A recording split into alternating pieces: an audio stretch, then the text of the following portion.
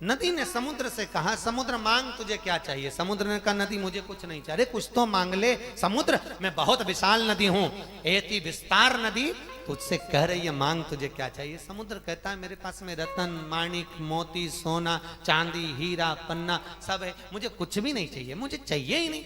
नदी कह रही है समुद्र मेरे जैसी नदी नहीं मिलेगी, मांग तुझको क्या चाहिए? नदी ने फिर कहा, समुद्र कहता है मुझे चाहिए नहीं तो क्या देगी तू?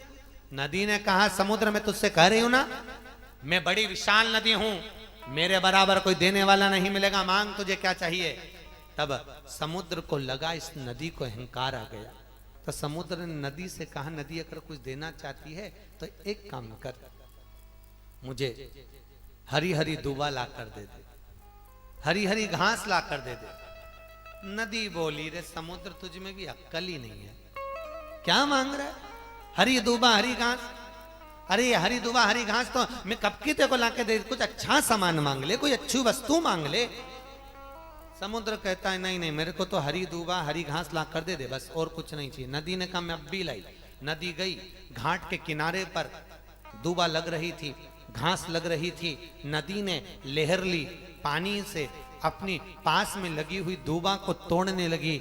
जब नदी अपने जल से दूबा को तोड़ने के लिए जाती है, घास को तोड़ने के लिए जाती है, उसी समय पर दूबा पानी के वजन के कारण नीचे झुक जाती है और वो टूट नहीं पाती। बहुत प्रयास कर, नदी अपार प्रयास कर रही है कि कैसे भी वो दूबा टूट जाए और दूबा मुझे मिल जाए, पर दूबा टूटती नहीं है।